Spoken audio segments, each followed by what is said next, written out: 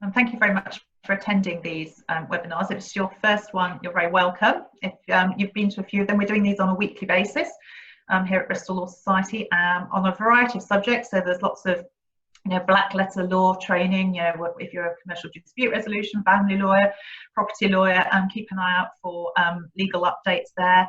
There's also lots of sort of law firm management kind of topics as well, from finance issues to business development to risk issues, and then there's also quite a lot in terms of personal skills and development as well. So it's a real mix in there. So do keep an eye on the website and on LinkedIn, and if you haven't already, sign up to the Legal Life newsletter, which you can sign up to at the top of our website on the top bar, and that will keep you up to date with all that's going on at the moment. All of these webinars are free, just trying to keep in contact with you all, and hopefully provide you these sort of bite-sized hour-long ones that will hopefully fit nicely into your lunch hour. So let's have a look. I think we've got the majority of people have joined us now, and I'm conscious that we're coming up to 3 or 4 minutes in. So I just wanted to welcome Luke Menzies, who I hope you can all see next to me. Luke is an employment lawyer here in Bristol, a solicitor, a barrister as well. And the reason for him being here today is to talk to you about professional coaching. What is it, and why, as lawyers, you should care about it, and what it can do for you. And I think rather than give any more preamble, I'll hand you over to Luke now, who can introduce himself and explain a little bit about what he's going to talk to you about today. Just very quickly, we are going to record this session, so you will be able to watch it again via our YouTube channel. And also, if you have any questions, Luke is very happy to answer those as we go along. So there's a chat function and also a Q&A function at the bottom, so please do feel free to type something in that. I think there's also a function where you can raise your hand. I'll keep an eye on that, and if you've got a question, we'll take you off mute and you can ask it as well. But without further ado, over to Luke. Thank you very much, Helen. That's a great introduction, and hello everyone. I'm going to go on and off share screen, if that's okay. So I've got a lovely one to start with, I think, which is this one, if that works. Yay! There we go. Special design just for today. So yeah, well, very much welcome, and hopefully, as the title suggests, we will discover what coaching is and why you should care. That is my aim, and I'm going to aim to model lots of good coaching stuff here. So, for example, being really clear about where we're going, and having some reason for you to be interested. And then I want to check out with you at the end whether or not you think we've achieved what we want to do, which is very much what we're doing coaching. We say, what's the topic today? And then how did we do? Did we get to that or not? So my aim is to give you a tour of coaching, and specifically in the world of lawyers. But you'll see that the things we talk about will really be, will spread wider over all sorts of workplaces and into the home and personal life and so on. So this slide, it's been said in many different ways, and in fact, I think there's a phrase I've heard that the definition of insanity is doing the same thing over and over again and expecting different results. So I think if you can put coaching into one humorous slide, this might be it. It's doing the same thing, the same thinking, and getting the same old results, and somehow thinking that could be different, because hey, guess what? It's not. Coaching is very much about having someone come in, join you in whatever's going on in your life, your work, and ask you lots of great questions, lots of sometimes provocative questions, questions that get you thinking, and so on. And it's just that another human being listening to you. So that's my aim, is to explain it to you, to give you some ideas how it could help, how it could help you, how it could help your colleagues, your business, and so on. And I'll give you some examples, some tips. I'll give you some inside magic as well. And we may even do a bit of a demo later on if you're all very, very good. My background, as you may have seen from the promo for this, is lawyer as well. So I originally trained as a barrister, and I spent about, I think, 2 years at the independent bar, including in what was then a size court chambers in Small Street, just opposite the Crown Court. doing everything. You name it, I'd do it if you'd pay me for it. And then I decided I really wanted to be an employment lawyer, but it was hard, especially in my chambers, to be an expert and a specialist. So I took a fantastic offer of being an in-house employment tribunal advocate, or hack as I called it, with Bond Pierce, as it was then. And that was great. So I did that. I then went up to the Smoke to work in Stevenson Harwood in the city for 5 or 6 years in their employment law team, doing everything. Entirely standard solicitor type of employment law, and the tribunals as well. And then back to Bristol, and various different jobs in various different firms, and then ended up setting up my own firm, Menzies Law, in January 2009, which feels like a couple of years ago, but apparently is 11.5 years ago. And so through that, I learned how to run a business. Or rather, for the first 3 years, I didn't learn how to run a business and came a cropper a few times, and then did so. And I think the learning that I got from mentors, consultants, eventually coaches to help me on my journey was what made me wake up one day and go, I want to be a coach as well. And so that's where I came from. So I've been coaching now for about 2.5 years, and I've done what I think is the best training in the UK. Like any lawyer, I wanted the best, so I went and got what I thought was best. And now I coach about 1.5 days a week, whilst also still running Menzies Law with a great team who do quite a lot of the hard work, and I get the glory bits like every managing partner does.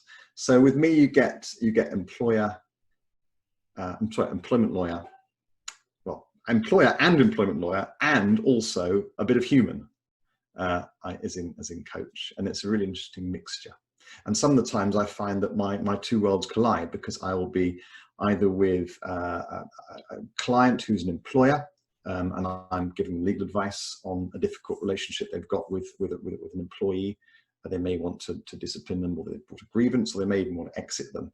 And I find that my coaching brain's coming online, and wondering about how it could be solved a different way, or whatever, or how this bad situation has come about. And then also I might be coaching another day with a coaching client who runs a business, and something comes up, and there's an employment law angle. So it's a nice mixture. Let's just look at what coaching is briefly. So there's a phrase that mentoring is giving great advice, and coaching is asking great questions.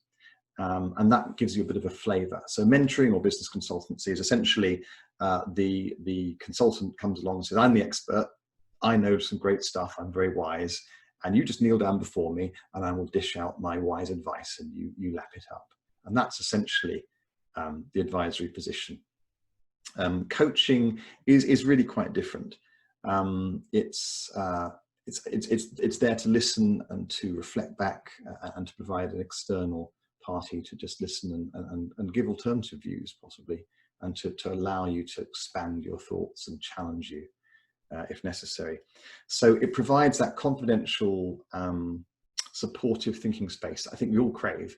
And since the dawn of time, I think humankind has worked out that you can really be much more productive in understanding yourself and the world and what you're going to do if you've got someone else to talk to, someone else to listen to, even the listening. So for example, my dog provides fantastic listening service where I work out all sorts of stuff I wouldn't if I were just talking to thin air. So not even the talking back, but just the listening. That power of someone else regarding you, listening to you, respecting you is really, really great. And if that person can also put some questions back to you, then that can be even better. So good coaching provides lots of listening. It holds up a mirror for you and allows you to see the real you, warts and all, flaws and all.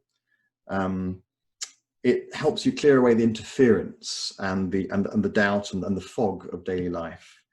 And I think provides really sort of high quality attention, consideration for you to work out whatever it is.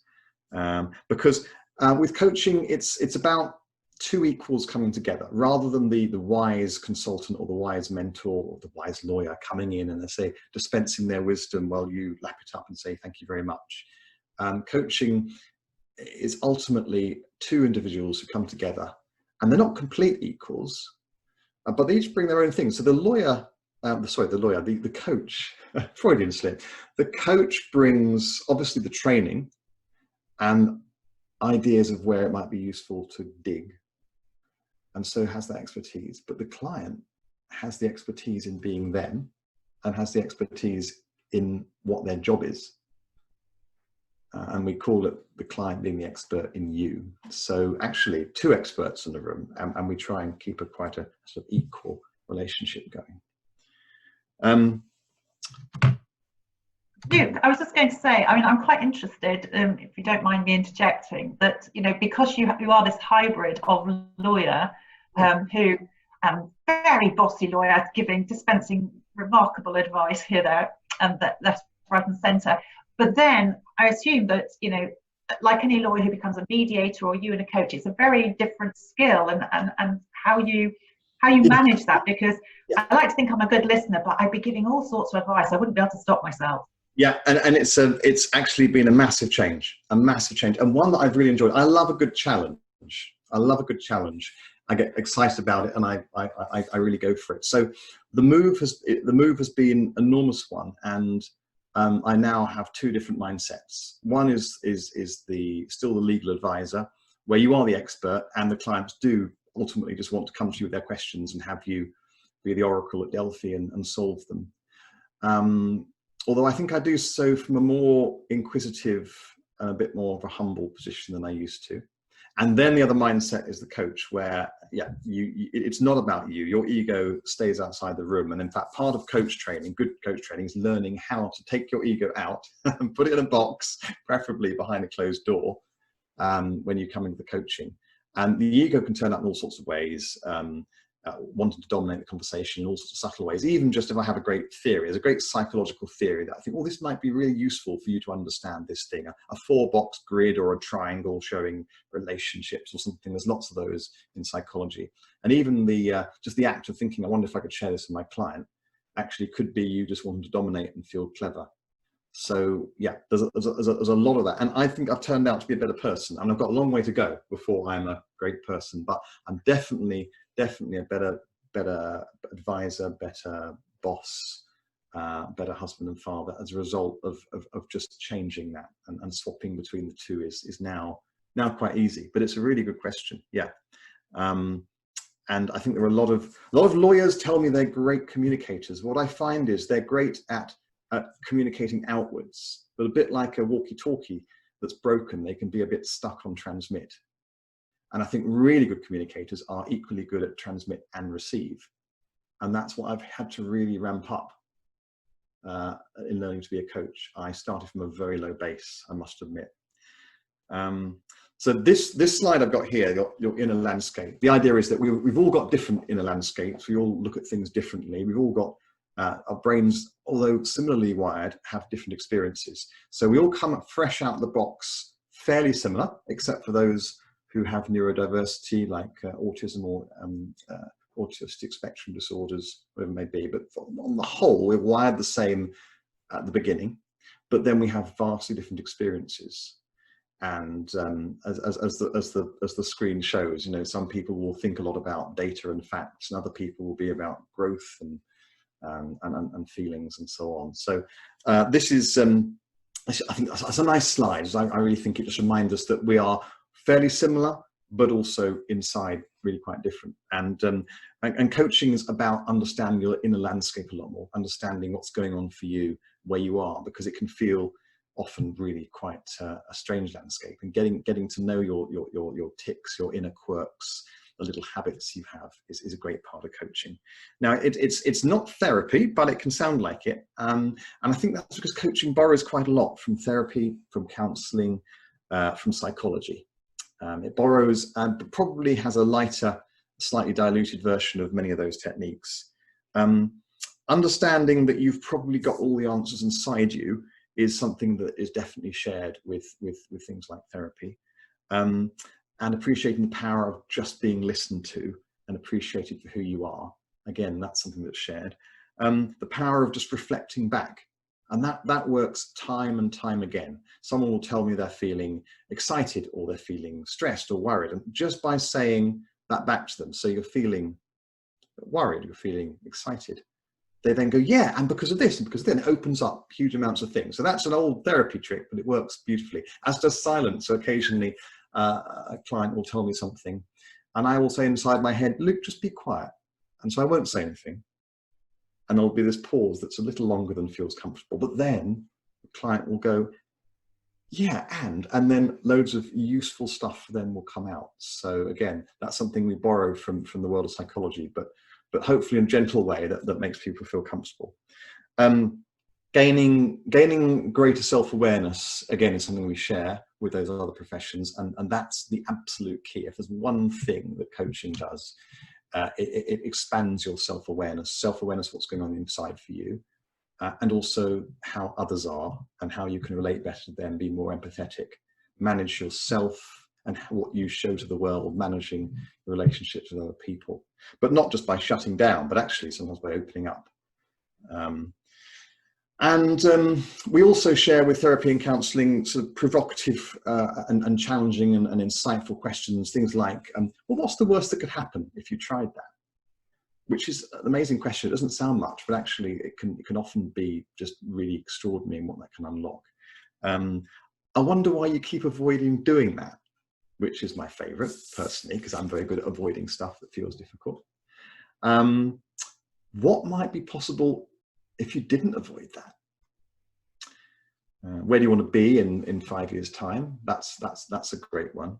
And we often find that taking a dream, an unfulfilled ambition, and then getting really excited by that, and then working backwards from there to what needs to happen is a great way of taking people on through their careers, building a business, whatever it may be. How do you like to be remembered? And how close are you to achieving that? That's what I roll out when I can see someone who's stuck in a rut. They may be a middle-aged lawyer who's working hard and has got their head down and can't see the daylight, and is working themselves into an early grave. I often roll that one out because, of course, they don't say, oh, I was a lawyer who worked themselves to an early grave and never saw their family. They have a different vision of themselves. And then, of course, the challenge is, well, how do I try and get to that from where I am? So that's a good one. And a similar one I often find is quite useful is the hamster and the wheel metaphor. And I use it in different ways, but quite often I say I have this sense of the hamster in the wheel, and you're going nowhere very fast. You're working very, very hard, but what actually is being achieved? Because we can all get stuck in that rut at some point. So that's what we borrow from there. I think another thing to say is just explain the context of coaching and how and where you find it. In businesses, coaching used to be remedial. It used to be the people that were sort of somehow dysfunctional that were sent to coaching shortly before being fired if they didn't do well at the coaching. But that's really, really changed now. So in executive coaching, in business coaching, nowadays being sent for coaching or invited to go coaching is a badge of honor. It suggests that you're going places, you're a rising star, or you're going to go for promotion, or you just have been promoted and you're important. So that's really, really changed in the last sort of 5-10 years. And nowadays it's as I say, it's an honorable thing. In terms of types of coaching, there are sort of four main contexts. So many of you then in law firms, especially the bigger law firms, you're probably, if you are aware coaching is happening with yourself or with colleagues, it's probably executive coaching where HR or learning and development hire in the coach and it's paid for by the firm. And then a number of people in the firm then become the clients and have the coaching, which is great, but has its ups and downs. Business coaching is another phrase, and that could mean someone being hired into any business, law firm or anything else, to coach a person, or it could just be someone that an entrepreneur finds completely separately, and it's online. So it could be just a personal hire, and business coaching is used in many different ways. You often find that there are quite a few people that are really business consultants or mentors that just want to tell you stuff or give you this amazing magic 5-step program to increase your sales, who call themselves business coaches, but they're not actually, because at the moment the term is not regulated. And then you've got career coaching, which is really a big growth area. And that's people who need to move on, or who've been made redundant, or whatever, or who would like to consider moving on. And that's grown out of outplacement, which is advice around finding a new job. But it's sort of merged with coaching and become quite a big thing in itself. So that's usually for people at critical points in their career where they want to change or move or develop or whatever. Then you've got life coaching. Life coaching is generally people will hire the coach directly. It'll be a bit sort of like on the high street, where you might go instead to find a counsellor or therapist, or a yoga instructor, or Pilates, or life coaching. And it has had a bit of a bad press, because there have been quite a few people out there who aren't properly trained and qualified and just dabble, or have strange attitudes, or want to put you on odd diets or something. So you need to choose carefully. So there's the sorts of coaches that are out there. And then there are different sort of intensities of coaching. So at a fairly basic level, you've got just one up from mentoring. You've got, certainly in the business context, you've got what we call performance coaching, which is I would like to be better at performing my job. And so the coaching very much focuses on the person's role and how they do their job, and brilliant work there. But it's sort of that level. It's not looking into who they really are and what they really want to be in life. It's not that detailed. Then you've got developmental coaching, which is a bit more of what you want to be, and looking at stretching yourself and learning new skills, and possibly more training, more education, and so on. But the top of the pile, which is my favorite area, is transformational coaching. And that is where people really want to change. They want to change the way they approach life, the way they approach work, their hang-ups, their bad habits, and so on. And that requires lots of extra self-awareness, working out their motivations for things, understanding their patterns of behavior and the patterns they want to change, being able to watch themselves in real time, and intervene when here comes an old habit that I'm doing, and this happens, and then I instinctively go and do this. Actually, I'm going to watch myself in slow motion and say no, because I've chosen not to do that old reaction anymore. Instead, I'm going to respond in the new way. And people can actually learn to catch themselves in real time doing that. That takes some effort, but it can be brilliant. And it's all sorts of things, whether it's responding too quickly to an email, or the fact that there are just loads of emails there, or it's at home, or it's something that someone says to you, or it's some sort of trigger. So there you go. That's a sort of very quick tour of coaching. Can I ask regarding executive coaching, particularly, that you mentioned that first category, where perhaps I think probably as the law firms are possibly most used to seeing coaching being used in the terms, I don't know, an associate development or a partner development program, that sort of thing, or potentially again where there's a performance issue. But to what extent, if that coaching comes through HR and you're hired by HR, to what extent is it confidential, and to what extent do you obviously have to keep HR involved to some extent because it's through that kind of workplace? That's really good question. And in fact, what it brings up is the fact that the relationship, the absolute confidential nature of the relationship, the coach and the client is paramount. If you can't have absolute confidence, just like a therapist or a counsellor, you can tell this coach anything, apart from perhaps you're about to burn down a building or put someone's life in danger, in which case possibly confidence goes out the window. But otherwise, that complete confidentiality, which we as lawyers know really well, that's got to be there. So when an executive coaching program happens and the coach is hired by HR, a good coach will actually contract with HR, with the firm, that they will never find out the details of the coaching.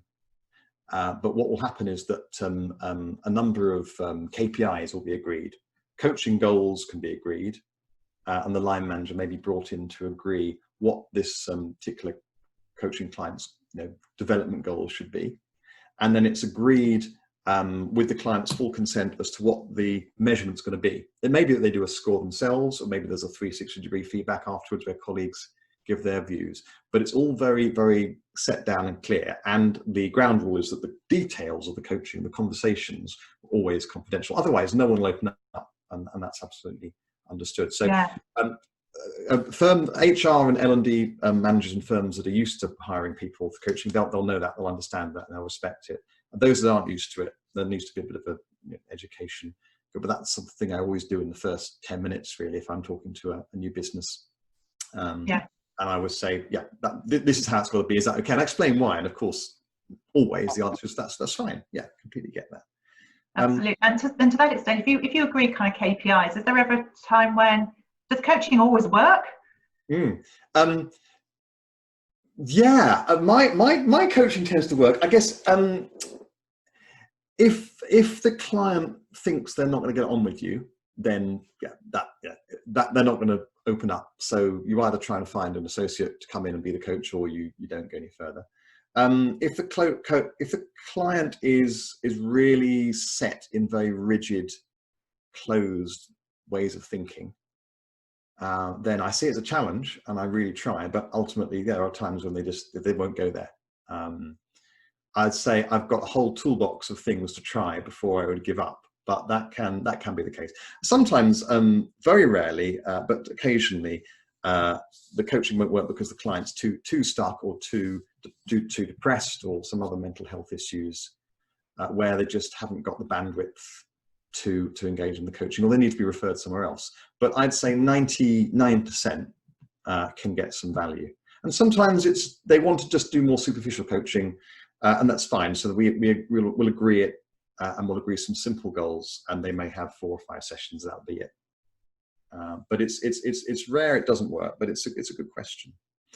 I've got some case studies, which I'm really keen. I love case studies, and I think they really exemplify things. So I'm going to take you through some case studies now, and that will hopefully really illustrate the sort of work that I and fellow coaches do.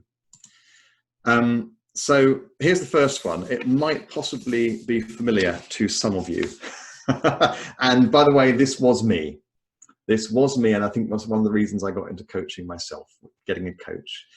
The lawyer who can't go home. So here is a story, and I'm going to blend this with, it's me, and it's 2 clients I've been working with recently, actually. Both, one's a lawyer, actually, and one's an accountant, so both professional services. So this is an amalgam of the story to preserve confidentiality as well. So this is the father of 3 who never sees enough of the family. A bit of a workaholic, and here he is, but it could easily be a she, at work at sort of, I don't know, it's 6:45 p.m. They've already been there for a long while. The family's waiting at home, the dinner's ready, but they're still stuck. Even when they get home, it's a few pleasantries. They probably have dinner with the family. If they've been lucky enough to have the meal cooked for them, they'll sit there staring slightly into the middle distance, mutter a few things, ask nonchalantly about homework or how the day's been, but not really that engaged. And then they'll be off back to their laptop from 8 till, who knows, 10, midnight or something. Possibly coming out briefly to say goodnight to children. But in my experience, my personal experience, knowing guiltily that really it was best to not do the work, but lots and lots to do. Clients mustn't be let down. And so really, really locked in. So even evenings and weekends, when not actually working, this client was irritable, really dogged by the constant sort of background buzz of the week ahead. How am I going to keep all the clients happy? All these big deadlines I've got. And if they run their business or they're a partner, how am I going to get the income in? Where's the next work going to come from? And it's all just going round and round and round and round. And what happens is that they work late, they may go in early, they may stay late, and evenings will get chewed up, and sometimes weekends as well. And this particular client was very representative of lots and lots and lots of lawyers. And I really identified with a particular client I'm thinking about here, because, as I say, it happened to me as well, and had been actually my route into just deciding to change my life and go and be a coach as well. But I'll just say, under stress, at times of great pressure, I do still revert to this type. nobody's perfect. So what did we do? So we started off by looking at the lawyers' core values. What was really important for them? What's really important about in life? Above all, what are the main things that they would sort of write down as these are the most important things to me? And after sort of loyalty and honesty and kindness and so on, which many of us have, it was quite clear that family came quite high up. I think it was number 4 or number 5 on their list. And we played around with the rankings a bit, but it was interesting that as we talked about that, and I just observed that it's quite high on the list, but how much of these on the top 5, top 6 of your values actually being honoured and lived day to day by you? You know, that was a provocative question. Of course, the answer was, well, honesty, tick, professionalism, tick, oh, family, ooh, ah. And it was a nice way of actually bringing home the fact that this was important, and yet it really wasn't being honoured. There was a huge compromise going on. So we, as I always do, we looked at the difficult stuff, the negative stuff, but also at what's the better version of you that you'd like to come out of this, because it's important to stay positive as well. I think one of the difference between coaching and therapy is that you're not focusing on the bad, difficult, hard stuff. You're also looking at the positive, the future, the better you that could come out of this, and practical steps. And it's that balance that makes it coaching as opposed to anything else. So I was really confident that this client could achieve this, and we spent a lot of time working out what makes him drive himself so hard and be so distracted at the weekends, and trying to get underneath the sort of the I work hard, I'm so driven, I'm so ambitious, to what's really at the heart of that. What's underneath that? What's driving that? Because there's layers and layers beneath that, and funnily enough, turns out that deep down, guess what? It's very familiar. It's the fear of failure. It's the fear of failing, fear of letting himself down, letting his colleagues down, letting his family down, the fear ultimately of being humiliated if he wasn't quite good enough. And that fear had just grown into a monster that just dominated all of his thoughts, but without him realizing, because this is the unconscious. I think if we'd gone down one further layer, especially if we were in therapy, probably we'd have got down to his early childhood and the need to prove himself to his mother, who didn't quite give him enough attention. But that's probably too Freudian and too psychodynamic psychotherapy for our purposes. But it was enough for him to just realize that it was this big fear of failure. If I stop, it could all come crashing down, and then who would I be?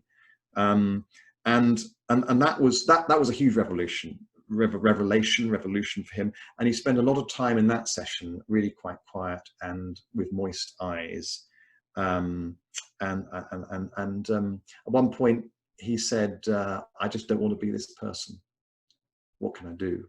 And of course that's brilliant. There was, what we say in coaching, there was a shift.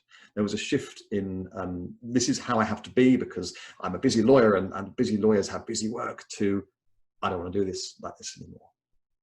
And that shift is what we always look for, and then some great stuff can happen. And it was about, I think, requiring a change in his life script from I mustn't fail, I mustn't fail, I must work hard, I must work hard, to something more along the lines of what I do is good enough, more than good enough already. It's okay to stop work at 6 p.m.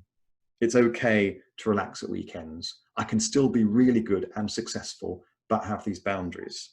And becoming sort of emotionally okay with them at a level where he actually puts them all out on the metaphorical desk and looks at them and makes choices, because that's what coaching gives you. You never tend to do that otherwise. You're an autopilot the whole time. You've got to want to change. It reminds me of the old light bulb and therapist joke, you know, the one, how many therapists it take to change a light bulb? Just one, but the light bulb's got to want to change. And it's absolutely true that, you know, you've got to want to change. And that's why in that coaching, we spent time thinking about the emotions and unpacking them before the client themselves realize, because you can't otherwise. If I just said to him, right, you must stop work at 6 p.m. every day and set yourself a reminder on your phone and then just do it. You know, he might have done that for 1 or 2 days, but then he'd have just gone back because he wasn't able to sort of strip it right back to the bare essentials. Yeah, that was what we did, and it worked with him, and it's worked with me. So that's the lawyer who couldn't go home.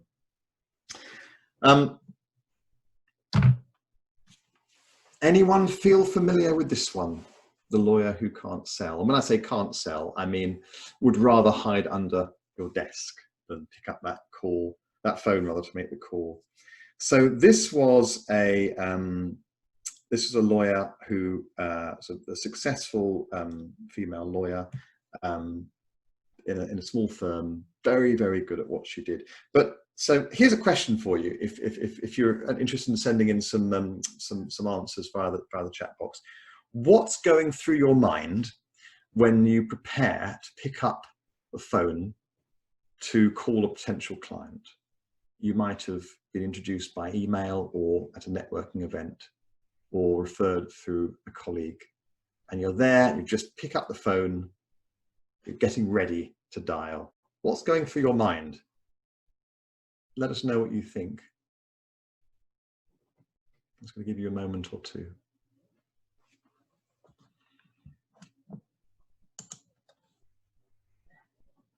So we've got someone saying, do they need some help? Yeah, that's great. What else? Any other thoughts? What's going through your mind as you prepare to make that call? Honestly, any other thoughts? For me, it's always usually just getting them at a bad time. You know, just thinking if they wanted what I've got to say or sell, they'd have contacted me. Yeah. We have another one that they will ask questions I can't answer. Do they want this call? Absolutely. Yeah. And already, and thank you for those, already there's a bit of a theme, isn't there? Which is, I'm a bit nervous about this. Is this what they want? Yeah. So this lawyer, female partner, she trained at some traditional mid-sized firms, and she said to me, "I'm useless at BD," and that was interesting. I even picked up the fact that she called it BD because that was safer. Business development is what people call sales if they don't feel comfortable about calling sales. But ultimately, it's sales. You know, it's all the same skills. You're selling yourself and your advice. And I've had to learn to embrace the word sales and marketing, and so that's okay. But it feels sort of safer to call it business development. So what do we do? Well, we unpacked all the fundamentals, and we looked at what needs to happen, and what good selling is, sales, marketing techniques. Yeah, and she felt distinctly uncomfortable, and I'm really quite clenched jaw when we talked about it, and admitted that she didn't understand it.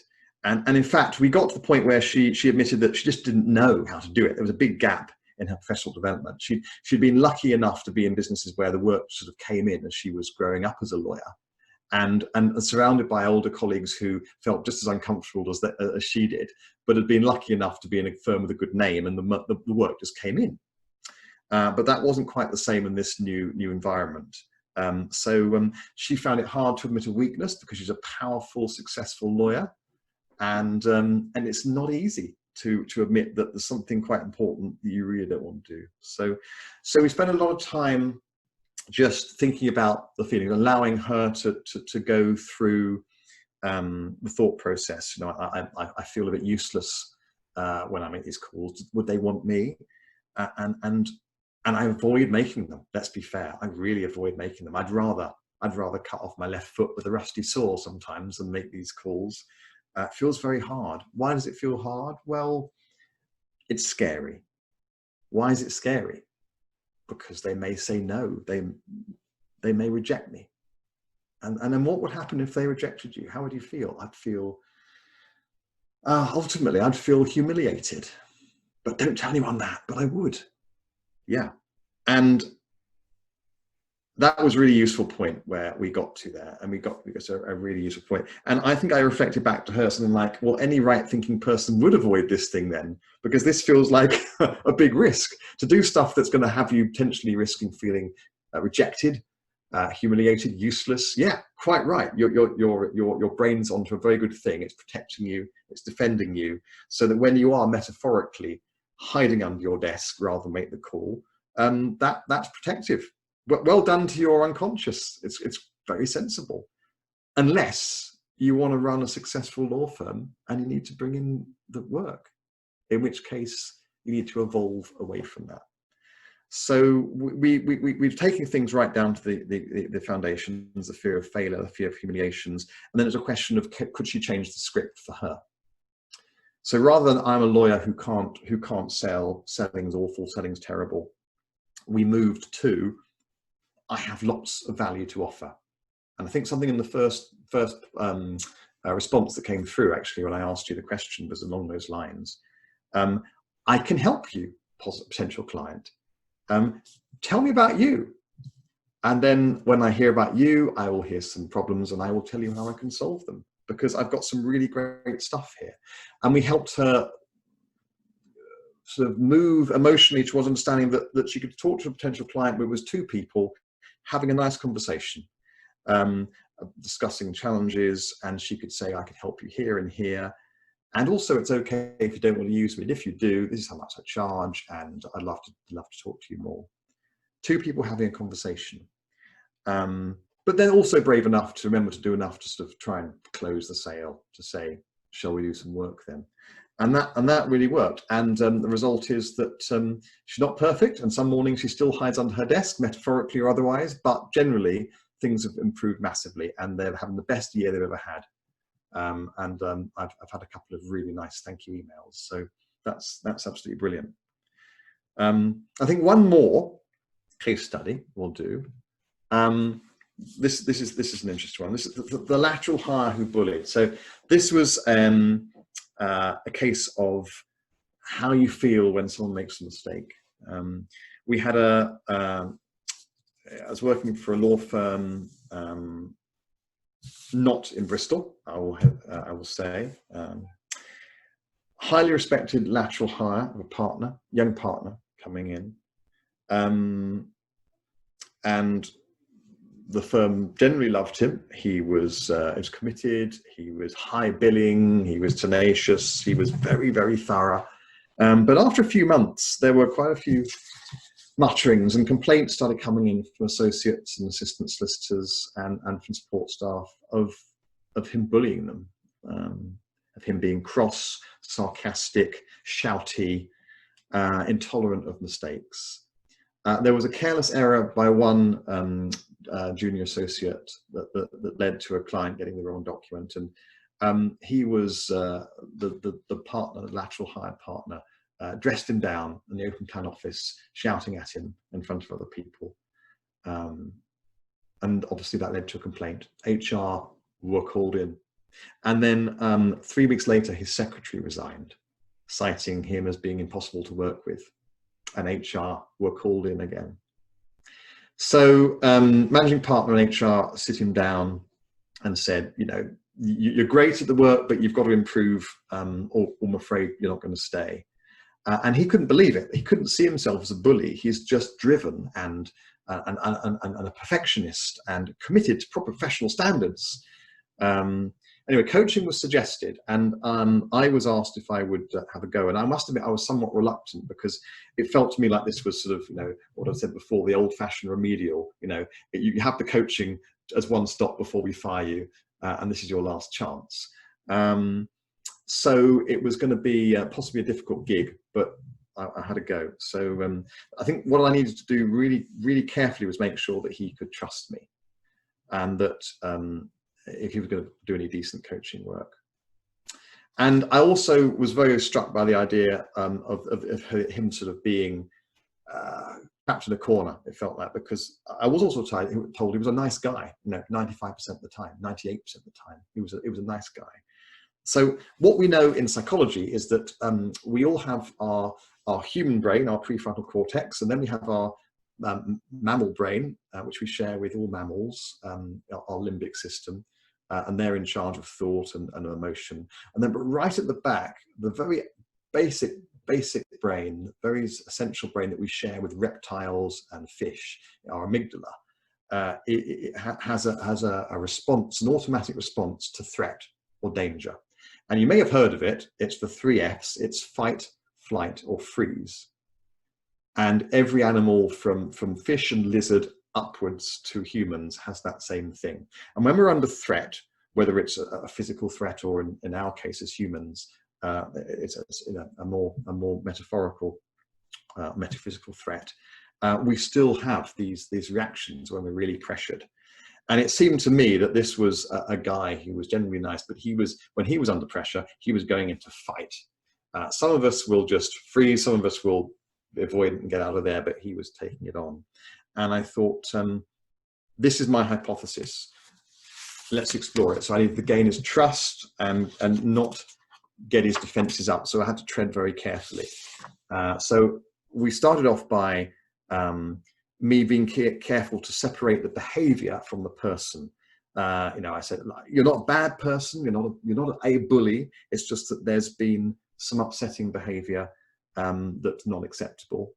And I'm sure this was completely not you. I'm sure this was entirely an aberration. Probably other people misunderstood you. And I could see him agree and relax. And I thought, okay, we're going to be able to do some work here because he realizes I'm not a threat to him. And so very gently, we talked about what was coming up there. And it became clear that he was a perfectionist, needed to control everything very much. And he felt any mistakes, especially mistakes where the clients find out, felt absolutely catastrophic. I'm sure there are lawyers out there listening to this who understand what that's like. But he was failing to failing to self-manage his response to that. And his emotional responses were just going over all sensible boundaries. So he was feeling overwhelmed and he was going into fight. So I explained the fight, freeze and flight ideas, just generally. And I said, if this applied to you, what might be the threat that your brain at a basic level is feeling, rather than you are doing this, if this were the case? Because he's a very intellectual guy, and I thought this is a nice gentle way in. What might be happening if this were true with you? And because I put it gently and directly, intellectually, it was easier for him to hear, and he was willing to ponder on it and able to start thinking, perhaps, yeah, I do get overwhelmed, and oh yes, perhaps that does happen. And it came out that he was able, after 2 or 3 sessions, to say, yes, actually, you're right. I feel under great pressure. A mistake happens, and I just completely lose it because it all feels too much. And that was the shift. That was the turning point. One other thing that came out was really interesting, actually, because it came out, we're talking about him feeling, what happens if it all goes wrong, feeling humiliated, the catastrophizing. Turned out that he told me at one point he'd been rejected from Oxford University, and that had been a devastating blow to his self-esteem. And he was insistent himself he would never fail again, not after that. And I think there was something there. But what was interesting is that he blamed Oxford for preferring state school students, and he'd been privately educated, and he said Oxford, he had a massive quota of state school people, and therefore that was why they rejected me. And that struck me because that felt quite a childlike response. It's other people to blame, not me. And there was an echo with this, that other people are to blame when he loses it and he shouts at other people.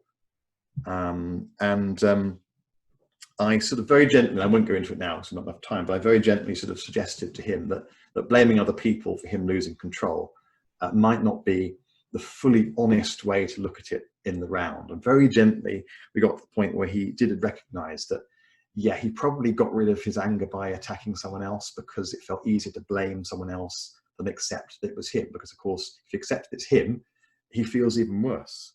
So yeah, there was a lot of really interesting work there, and I'm pleased to say that he got a lot better, and I think some important life lessons were learned there. So there we go, just three case studies, because I appreciate how time is going, but I thought that might be useful for you all. Any questions at this point? I know Helen and I have got one or two things we can share with you. Do shout through the chat box if you've got anything. One thing I was going to say, Luke, is that, I mean, have you noticed more people seeking coaching in the last 3 months? I mean, I think the pandemic has been interesting, hasn't it, for everybody in all walks of life, because you know, it's given us all of our lives have changed in one or more aspects. And I think crisis is often a time when we reflect, isn't it? Because it, you know, again, people, you know, we're very good at staying in our comfort zones, aren't we? And kind of, I know there's all this talk about, you know, in order to progress, you need to move into your stretch zone, but not into your panic zone. And I think so. It's a very uncomfortable time for a lot of people, but great positive change can come out of that as well, can't it? I'm just wondering whether professionally you've seen that within the legal sector, because as you said right at the beginning, people have very different experiences of work at the moment. At the moment, there's a huge amount of call on coaches, actually, and because everyone is doing those things which are brilliant, which is thinking, what's this all about? Do I want to do this? Do I want to do it this way? And sometimes it's sort of rejection. I don't want to do this way anymore. It's too much, or it's not me. And then other people are saying, this is great, working from home, flexi time, agile. It's got its downsides. It'd be great when the kids are back at school, but actually, this is far better than trudging into that office every day. I achieve more, or certainly the same. And so yeah, like perhaps life is great if I flex. Do I really want to go back to that rather stuffy, old-fashioned putting on smart clothes and going into the office 9 to 5 every day? So there's a lot of thoughts, and also, of course, the disruption.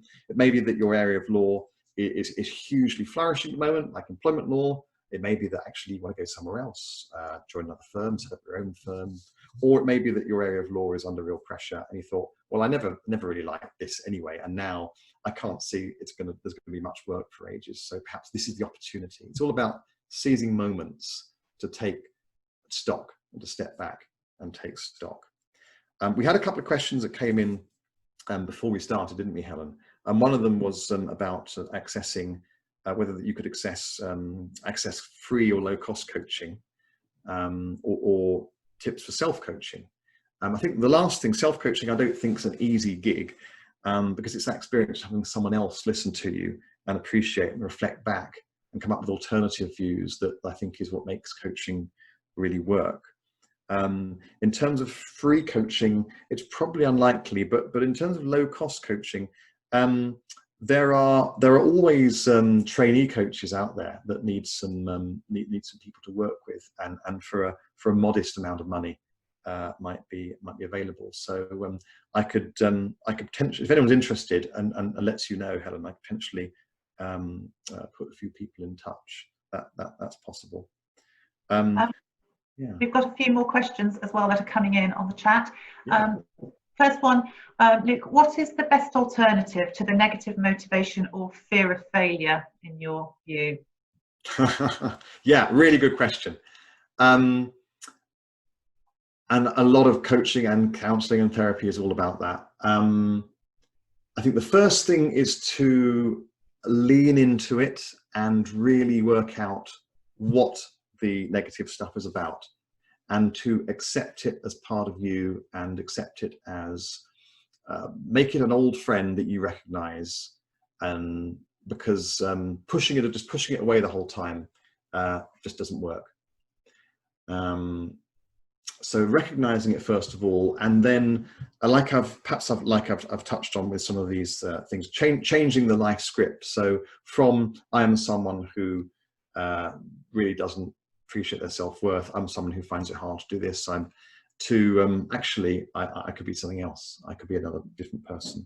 So you lean into it and you explore it and you get used to it. And funnily enough, like other things you might appreciate in life, the more it becomes familiar, the more it sort of quietens down. Yeah, the more you understand it. So that is the best answer. Some coaching says just ignore it and push it away and tell it to go and shut itself in the box and get on with the amazing, clever, exciting new stuff, which works for a few days, but not forever. So that's a short answer.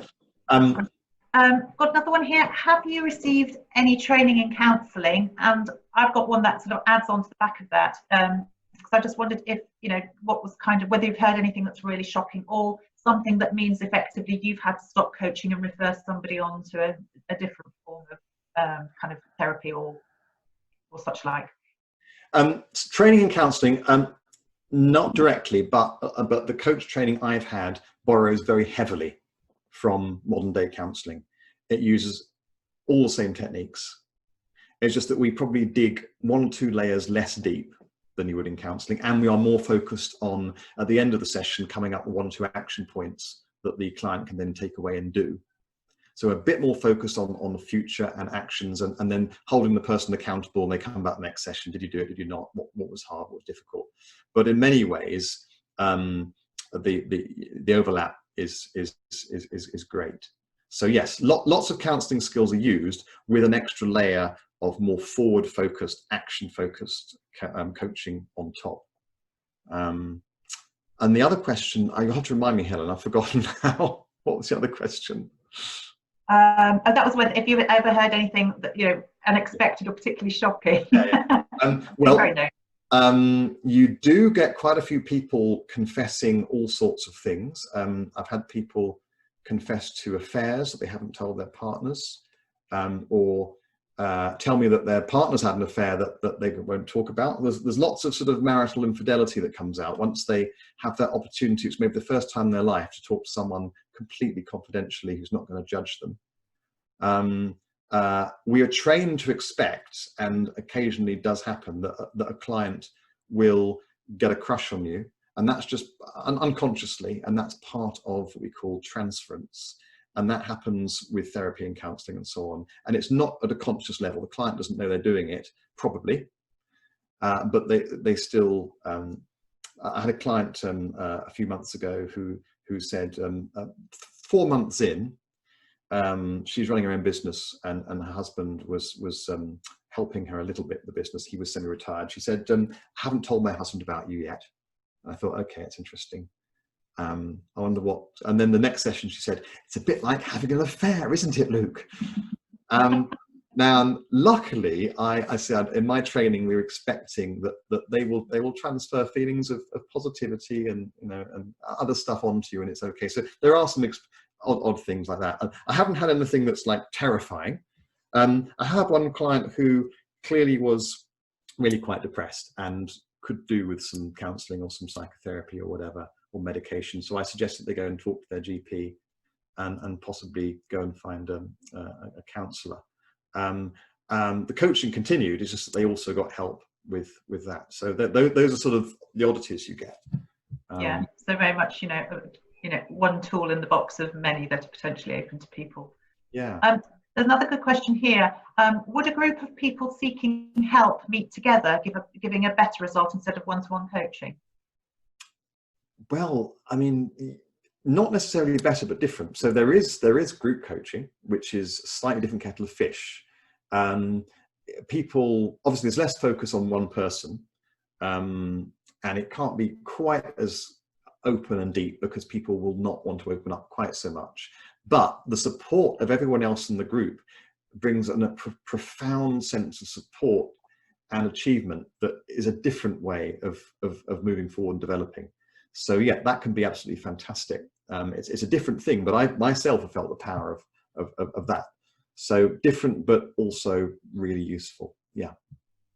Kind of the power of we're all in this together, kind of. And a group of people who agree to be confidential and supportive. I mean, it's not that dissimilar to an AA meeting, I have to say, aside from the alcohol. We're all in it together, and we're going to bring our stuff and support each other and cheer each other and champion each other and be empathetic when things are not so good. So the psychology behind that you can bring into a coaching, businessy coaching sort of environment. Yeah. Very well. Right. We've got 2 other questions which I think we've probably touched on, but just let me read them out to you just in case there's anything else you want to add. Firstly, is coaching like talk therapy? And secondly, does professional coaching provide objectivity on an individual? Well, I think the first one we've dealt with, therapy. Objectivity, yeah, and then that's what the coach provides. They provide an external view to say, I noticed that you say this, I noticed that you feel this. What's that like? Are you happy with that? Would you like to change that? Other people may feel this, other people may feel this, and do you not? So there's lots of gentle objectivity provided, not to judge them or to make them feel useless, but just to sort of give them alternatives. Here's a range of alternative ways to respond or to think or to feel that other people have in a situation. Are you happy with yours, or would you like to make a change? So that's how objectivity comes in, and that's one of the great things about having a coach, as opposed to just a friend or a husband or a wife or a colleague who won't necessarily be able to step back and see things as objectively, because of course they'll be all caught up in their own experience, their own relationship with you, which has lots of extras, so it is not so clear. Absolutely. So I think at the moment, do feel free to send in any more questions. At the moment we don't have any more, so if you want to yeah, okay. Well, Luke, we're nearly there, aren't we? I mean, I noticed that we're at the just gone past the top of the hour, as they say on TV or radio. I'm feeling very excited about sort of presenting this, and I'm conscious that we should probably be saying goodbye. We have to share with the delegates that they missed a demo between you and me, because I kept talking too much. We had sort of set up the possibility of a demo. Perhaps we'll have to do another one. If people, absolutely. And then we could demo. There's one thing before I disappear that I wanted to share, and I'm going to just share my screen on that, if I may, because it's an offer that I'm making to BLS members. So if I just go back to screen share for a moment, and it is this. I'm, as well as charging people for my coaching work, I'm really keen to do a bit to give back, because I'm at that stage in age where it's actually as important to give as it is to receive, and probably more so. So my offer to BLS members is that if any member is facing a struggle or a big challenge, then I'd be open to providing some free coaching. It may be that their employer is not that approachable or helpful, or maybe their own boss, and so there isn't an employer, or maybe it's something that's more private to them, and it could be things like workload, stress management, or career decision, or sense of being overwhelmed, which many lawyers have, and me too. Or is the law really for me? Or running a firm, the stresses and strains, the ups and downs, the pressures that brings, which we aren't trained for as lawyers. So the idea is that I'm going to put aside an hour a fortnight, one BLS member at a time, for free. So this can go over many years. I'd have thought sort of 2, 3, 4, 5 sessions per person tends to help them unlock stuff enough. So there might be a little bit of a queue, but I'd be really happy to provide that, and possibly liaising via you, Helen, and your colleague Claire, whoever else you think appropriate. But I'd be really, really up for that. And for everyone else who doesn't take that service, I've put on the screen there that my charge rate, which you will notice is significantly less than a lawyer's hourly rate, but the possibility that can happen from that modest hourly rate with an hour of me, and let me tell you, it's worth 4 or 5 times that. So that's my hopefully modest advert, and I'm grateful for you allowing me to put it up there.